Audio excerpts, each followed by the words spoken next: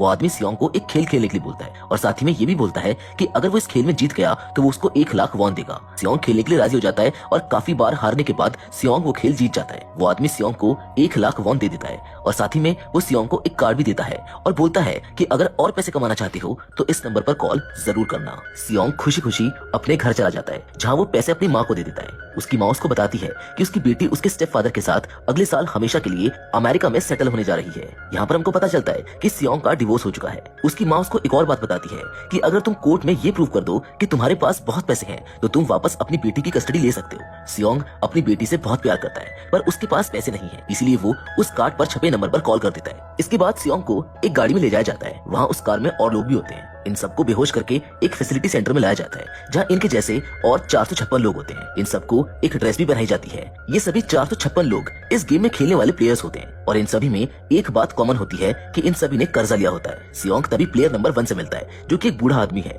सियोंग उससे पूछता है कि क्या वो भी यहाँ पर पैसों के लिए आया है। वो बूढ़ा आदमी उसको बताता है कि उसको ब्रेन ट्यूमर है और अपनी जिंदगी के कुछ आखिरी दिन वो अच्छे से जीना चाहता है। तभी हम देखते हैं कि 2 प्लेयर्स आपस में लड़ रहे होते हैं जिनमें से एक लड़की होती है जिसका नाम सेब्युक है और दूसरा लड़का जिसका नाम जैंग होता है। सेब्युक वही लड़की थी जो सियोंग के पैसे चुराकर भाग गई थी। सियोंग उसको देख लेता है और पहचान जाता है और अपने पैसे मांगने लगता है। तभी वहाँ पर कुछ लोग आ जाते हैं जिन्होंने रेड जंपसूट और मास्क लगाए होते हैं। वो लोग सबको बताते हैं कि तुमको यहाँ पर कुछ गेम्स खेलने होंगे और जो भी इस गेम का विनर होगा उसको बहुत सारे पैसे दिए जाएंगे। इसके बाद सबसे कॉन्ट्रैक्ट पर साइन कराया जाता है जिसमें 3 रूल होते हैं कि कोई भी प्लेयर ये गेम छोड़कर नहीं जाएगा।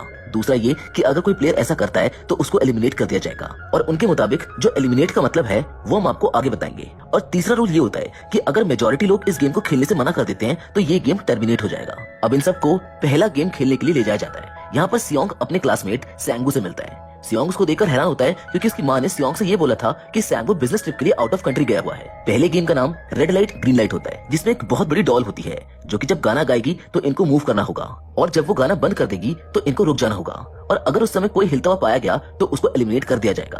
अब गेम शुरू हो जाता है। शुरुआत में सब इसको एक आसान गेम समझ रहे होते हैं पर तभी एक लड़का गाना बंद होने के बाद भी हिल जाता है और हिलने की वजह से उसको एलिमिनेट कर दिया जाता है, मतलब उसको शूट कर दिया जाता है।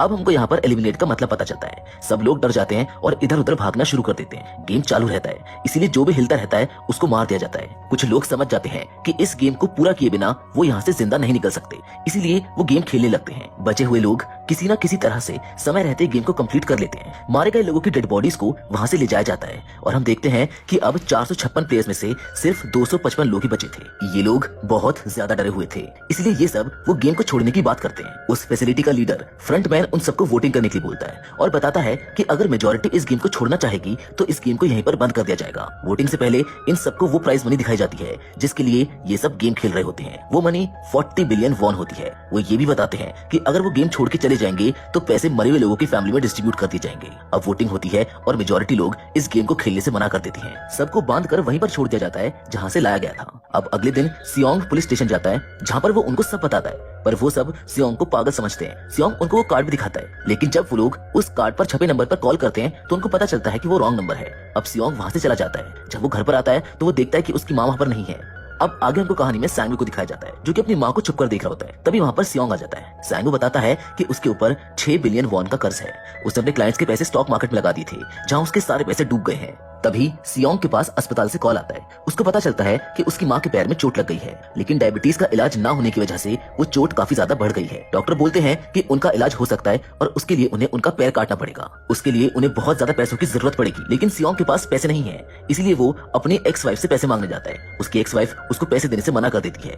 तभी वहाँ पर उसका पति भी आ जाता है। उसको बताती है कि सियोंग यहाँ पर पैसे मांगने आया है। सियोंग के एक्स वाइफ का हस्बैंड उसको पैसे देने जाता है और बोलता है कि उसे उसके परिवार से दूर रहना होगा। सियोंग पैसे लेने के बजाय उसको मारने लगता है और तभी उसकी बेटी वहां पर आकर ये सब देख लेती है। इसके बाद हम अली को देखते हैं जिसने red light green light game में सियोंग की जान बचाई थी। वो अपने बॉस के पास पैसे मांगने जाता है। उनका बॉस उसको पैसे देने से मना कर देता है जिसकी वजह से उन दोनों में हाथापाई होने लगती है और उसके बॉस का हाथ मशीन में आ जाता है और उसका फायदा उठाकर अली वहां से पैसे लेकर भाग जाता है। वो अपने घर आकर अपनी पत्नी को पैसे देकर बोलता है कि जितनी जल्दी हो सकता है तुम यहाँ से कहीं दूर चली जाओ। अब हमें सेबिक को दिखाया जाता है जो कि एक इंसान से मिलती है। दरअसल ये इंसान एक एजेंट है और सेब्यूक की मदद कर रहा है उसकी माँ को नॉर्थ से साउथ कोरिया में लाने की। सेब्यूक का एक छोटा भाई भी दिखाया जाता है जिसे सेब्यूक ने वादा किया होता है कि वो अपनी माँ को कैसे भी करके यहाँ उसके पास जरूर लेकर आएगी। अब इसके बाद हमको एक पुलिस ऑफिसर को दिखाया जाता है जो कि अपने भाई को ढूंढ रहा होता है। उसका भाई पिछले कुछ दिनों से लापता है, इसीलिए वो तहकीकात के लिए अपने भाई के घर जाता है, जहाँ पर वो उसी कार्ड को देखता है जो कि उसने पुलिस स्टेशन में सियोंग के पास देखा था। वो सियोंग से मिलने जाता है और उस कार्ड के बारे में पूछता है,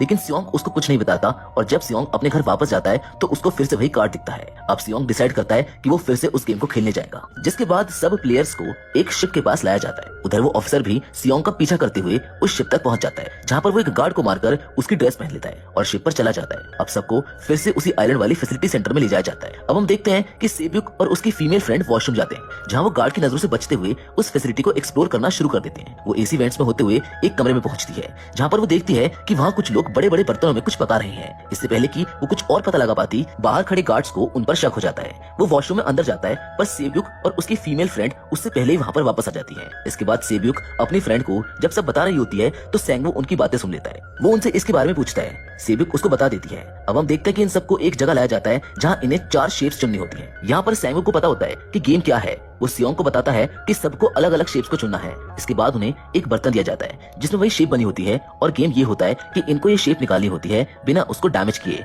और अगर वो उसको डैमेज करते हैं तो उनको एलिमिनेट कर दिया जाएगा। सैंगवू आसान से शेप चुनकर उसको आसानी से निकाल लेता है। सियोंग भी किसी न किसी तरह से उस शेप को निकाल लेता है तय समय रहते हुए। अब हम देखते हैं कि वापस आए 187 प्लेयर्स में से बस 108 लोग ही बचे होते हैं, जिसके बाद इन सबको खाने के लिए ले जाया जाता है, जहाँ जैंग की एक लड़के से फाइट हो जाती है और वो उसको पीट पीट कर मार डालता है। इन्हीं प्लेयर्स में से एक प्लेयर डॉक्टर होता है जो कि मरे हुए लोगों के ऑर्गन्स निकालकर चाइनीज लोगों को बेचने का काम करता है। जब वो डेड बॉडीज को ले जाया करते थे तो कुछ डेड बॉडीज को चुराकर उनके ऑर्गन्स निकाल लेते थे। ये सब वो लोग छुप कर करते थे। फ्रंटमैन जो कि फैसिलिटी को लीड करता था उसे इसके बारे में नहीं पता था। ये लोग डॉक्टर को बचाने के लिए पहले ही उसको आने वाले गेम के बारे में बता दिया करते थे ताकि वो बच सके। यहीं पर एक गार्ड डॉक्टर को बताता है कि आज हमने जानबूझकर प्लेयर्स को खाना कम दिया है जिससे ये सब आपस में लड़े और वीक प्लेयर्स गेम से आउट हो जाएं। अब हम देखते हैं कि सैंगवू सियोंग और उसके दोस्तों को बुलाकर बोलता है कि वो रिलैक्स रहें और कुछ भी उल्टा सीधा ना करें। उधर वो डॉक्टर जैंग की टीम में शामिल हो जाता है और वो उसको वो सब बता देता है जो कि गार्ड्स ने उसको बताया था। अब लाइट ऑफ हो जाती है और जैंग की टीम सबको मारना शुरू कर देती है। जैंग सेब्यूक को मारने जाता है पर तभी सियोंग उसको बचा लेता है। इसके बाद वहाँ पर गार्ड्स आ जाते हैं और सबको रोक देते हैं। अब हमको यहाँ पर पता चलता है कि बचे हुए 108 लोगों में से अब सिर्फ 80 लोग ही बच पाए हैं। अब इन सबको तीसरे गेम के लिए ले जाया जाता है जहाँ इन सबको 10-10 प्लेयर्स की टीम बनानी होती है। जैंग को पहले से ही गेम के बारे में पता होता है, इसलिए वो सेब्यूक की फीमेल फ्रेंड को अपनी टीम में लेने से इनकार कर देता है और वो सब लड़कों को अपनी टीम में रखता है। सैंगवू भी अपनी टीम बना लेता है। उन्हें एक प्लेयर की जरूरत होती है, इसलिए वो सेब्यूक की फीमेल फ्रेंड को टीम में शामिल कर देते हैं, जिसके बाद इस गेम के बारे में बताया जाता है। ये गेम टग ऑफ वॉर का होता है। उन्हें अपने सामने वाली टीम को खींचकर नीचे गिराना होता है। अब गेम शुरू हो जाता है और जैंग की टीम आसानी से इस गेम को जीत जाती है, जिसके बाद बारी आती है सैंगवू की टीम की। सब डरे हुए होते हैं क्योंकि इनकी टीम ज्यादा स्ट्रॉन्ग नहीं होती। तभी वो बूढ़ा आदमी जो कि प्लेयर नंबर 1 है इन्हें बोलता है कि मैंने अपनी जिंदगी में बहुत सारी टग ऑफ वॉर खेली है। वो उन सबको सही टेक्निक बताता है जिससे सैंगवू की टीम बहुत कोशिश करके वो टग ऑफ वॉर को जीत